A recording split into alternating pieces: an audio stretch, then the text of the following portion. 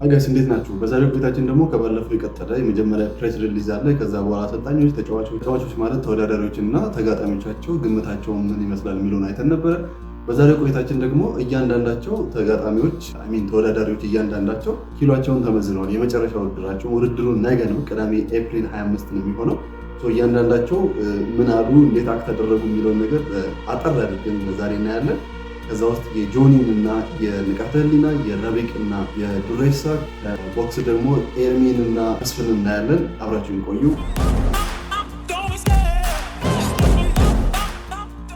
ገብተው ኪሎአቸውን ከተመዘኑ በኋላ ያለውን ግርግርና ወከባ ነው አብረን የምናየው። አብራችሁን ቆዩ።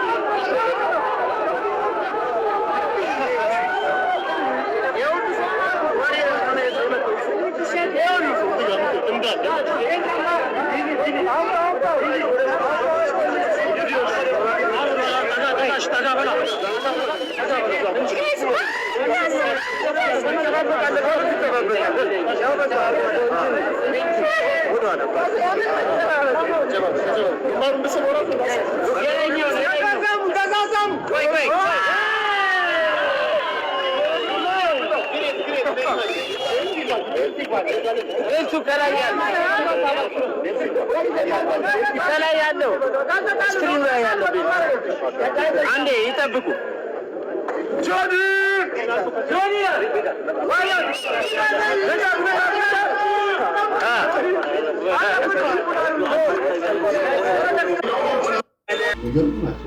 እናያቸዋለን። ምን እንደሚፈጠር አብረን ነው የምናየው። እያንዳንዳቸው እንግዲህ እያየን ነው። ንቃተ ህሊናው ስሜታዊ ሲሆን እያየን ነው። ሲፈራገጥ ሲዘል ምናምን እያየን ነው። ጆኒ ግን በጣም ተረጋግቶ ነው ያለው እና እሱ የሚያሸንፍ ይመስለኛል። ዊል ሲ እንደሚፈጠር።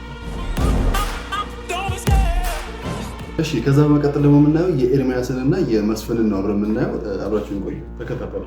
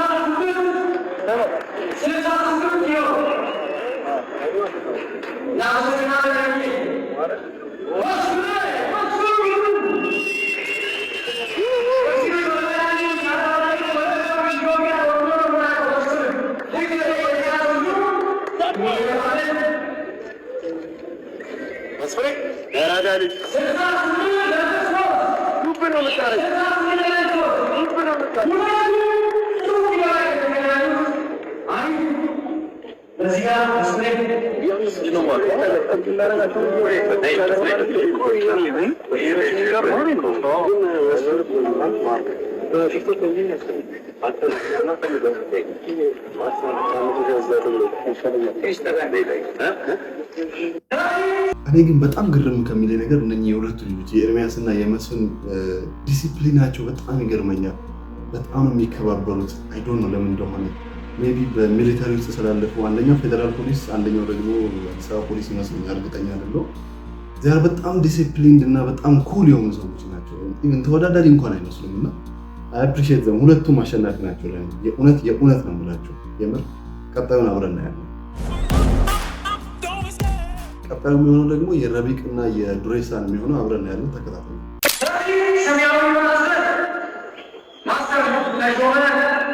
የዱሬሳ ተጣይ ነው የሚገባው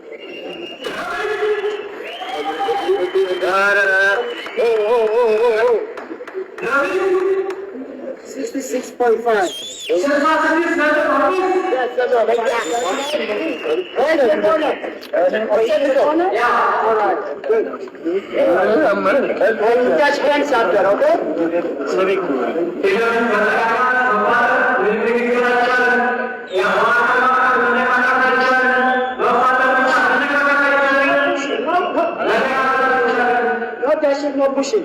Okay? No dashing, no pushing, no jumping.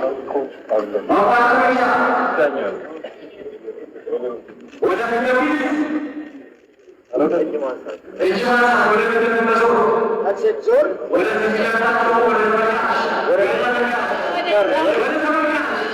Pushing. Down to the ground.